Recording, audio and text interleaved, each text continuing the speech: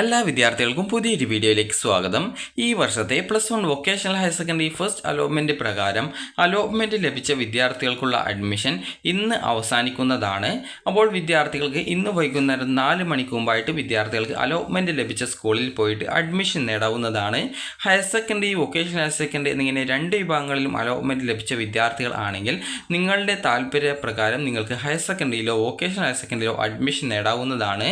എന്നാൽ higher സെക്കൻഡറിയിൽ allotment ലഭിച്ച് നിങ്ങൾ അഡ്മിഷൻ നേടിയിട്ടില്ല എങ്കിൽ പിന്നീട് ഈ വർഷത്തെ ആ ഒരു ജില്ലയിലെ അലോട്ട്മെൻറ്റ് പ്രോസസ്സിൽ നിങ്ങൾക്ക് പങ്കെടുക്കാൻ സാധിക്കുന്നത് ആയിരിക്കില്ല. കാരണം അലോട്ട്മെൻറ്റ് പ്രോസസ്സിൽ നിന്ന് നിങ്ങളെ നോൺ ജോയിൻറ്റ് എന്ന് പറഞ്ഞുകൊണ്ട് നിങ്ങളെ അലോട്ട്മെൻറ്റ് പ്രോസസ്സിൽ നിന്ന് നിങ്ങളെ പുറത്താക്കുന്നതായിരിക്കും. അപ്പോൾ അതുകൊണ്ട് തന്നെ നിങ്ങളുടെ താല്പര്യപ്രകാരം നിങ്ങൾക്ക് എവിടെയാണോ അഡ്മിഷൻ നേടാൻ ആഗ്രഹിക്കുന്നത് അവിടെ നിങ്ങൾ അഡ്മിഷൻ നേടുക. അപ്പോൾ ഫസ്റ്റ് അലോട്ട്മെൻറ്റിൻ്റെ അടിസ്ഥാനത്തിൽ വിദ്യാർത്ഥികൾക്ക് ജൂൺ 5 അതായത് ഇന്ന് വൈകുന്നേരം 4 മണി വരെയാണ് അഡ്മിഷൻ നേടാൻ സാധിക്കുക. അലോട്ട്മെൻറ്റ് ലഭിച്ച വിദ്യാർത്ഥികളിൽ ഒന്നാമത്തെ ഓപ്ഷനാണ് നിങ്ങൾക്ക് അലോട്ട്മെൻറ്റ് ലഭിച്ചിട്ടുള്ളതെങ്കിൽ നിങ്ങൾ പെർമനൻറ്റ് അഡ്മിഷൻ അതായത് സ്ഥിരപ്രവേശനമാണ് എടുക്കേണ്ടത്. സ്ഥിരപ്രവേശനം എന്ന് പറയുമ്പോൾ നിങ്ങൾ ഈ ഒരു അഡ്മിഷൻ ഫീസും PTA ഫണ്ട്, PTA ഡൊണേഷൻ ഇതുപോലുള്ളതും അതുപോലെ തന്നെ വിദ്യാർത്ഥികൾ നിങ്ങളുടെ സർട്ടിഫിക്കറ്റുകളും കൊടുത്തുകൊണ്ട് നേടുന്ന അഡ്മിഷനാണ് പെർമനൻറ്റ് അഡ്മിഷൻ അല്ലെങ്കിൽ സ്ഥിരപ്രവേശനം എന്ന് പറയുന്നത്. ഇവർക്ക് ടെമ്പററി അഡ്മിഷൻ അനുവദനീയമല്ല.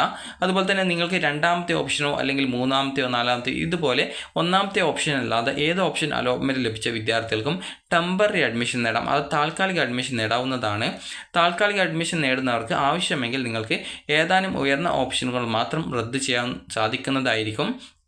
ഇതിനുള്ള അപേക്ഷ പ്രവേശനം നേടുന്ന സ്കൂളിലാണ് നിങ്ങൾ നൽകേണ്ടത്. ആദ്യ അലോട്ട്മെൻറ്റുകളിൽ ഇടം നേടാത്തവർ തുടർന്നുള്ള അലോട്ട്മെൻറ്റുകൾക്കായിട്ട് കാത്തിരിക്കുക. വിദ്യാർത്ഥികൾക്ക് തങ്ങൾ അപേക്ഷിച്ച ഓരോ സ്കൂളിലെയും കാറ്റഗറി തിരിച്ചുള്ള അവസാന റാങ്ക് നിങ്ങൾക്ക് പരിശോധിക്കാനായിട്ട് സാധിക്കുന്നതാണ്. അതുപോലെ തന്നെ വിദ്യാർത്ഥികൾക്ക് അലോട്ട്മെൻറ്റ് ലഭിച്ചിട്ടുള്ള വിദ്യാർത്ഥികൾ അലോട്ട്മെൻറ്റ് ലഭിച്ച സ്കൂളിൽ പെർമനൻറ്റ് അഡ്മിഷനോ അല്ലെങ്കിൽ ടെമ്പററി അഡ്മിഷനോ നേടാതിരിക്കുകയാണെങ്കിൽ അഡ്മിഷൻ പ്രോസസ്സിൽ നിന്നും പുറത്താകുന്നതാണ്.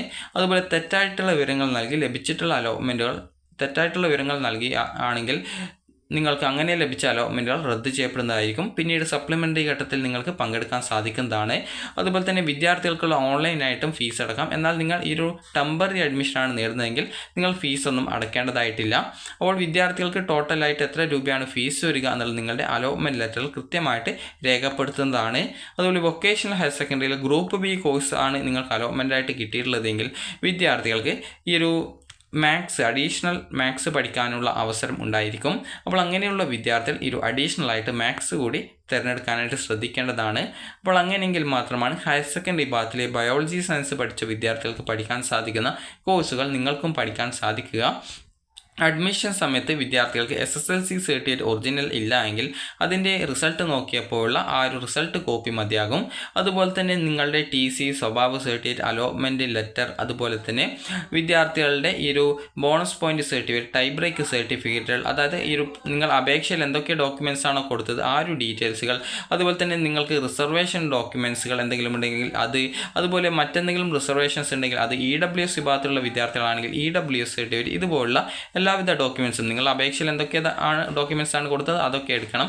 അതുപോലെ നിങ്ങളുടെ ഒരു പാസ്പോർട്ട് സൈസ് ഫോട്ടോ, അതുപോലെ ആധാർ കാർഡ്, അതുപോലെ നിങ്ങളുടെ റേഷൻ കാർഡിൻ അതുപോലെ അതിൻ്റെ കോപ്പി എടുക്കാൻ ശ്രദ്ധിക്കേണ്ടതാണ്. കാരണം റെസിഡൻഷ്യൽ സർട്ടിഫിക്കറ്റ് എന്ന് പറഞ്ഞുകൊണ്ട് ചില സ്കൂളിൽ ചോദിക്കാറുണ്ടെന്ന് വിദ്യാർത്ഥികൾ പറഞ്ഞിട്ടുണ്ടായിരുന്നു. അപ്പോൾ അതുകൊണ്ടാണ് നിങ്ങൾ റേഷൻ കാർഡിൻ്റെ കോപ്പി അതുപോലെ തന്നെ ഒറിജിനൽ കൂടി എടുക്കണമെന്ന് പറയുന്നത്. റേഷൻ കാർഡിൻ്റെ കോപ്പി മാത്രമേ സ്കൂളിൽ കൊടുക്കാനായിട്ട് പാടുള്ളൂ, ഒറിജിനൽ കൊടുക്കാൻ പാടില്ല. അപ്പോൾ അതുപോലെ തന്നെ വിദ്യാർത്ഥികൾക്ക് നാറ്റിവിറ്റി സർട്ടിഫിക്കറ്റ് ചോദിക്കാറുണ്ട്. അപ്പോൾ നാറ്റിവിറ്റി സർട്ടിഫിക്കറ്റ് നിങ്ങളുടെ നാറ്റിവിറ്റി SSLC സർട്ടിഫിക്കറ്റിൽ ഉണ്ടാകും. ഒറിജിനൽ ഇല്ലാതെ വിദ്യാർത്ഥികൾ ചെയ്യേണ്ടത് നിങ്ങളുടെ ബർത്ത് സർട്ടിഫിക്കറ്റ് കൂടി എടുക്കാനായിട്ട് ശ്രദ്ധിക്കുക.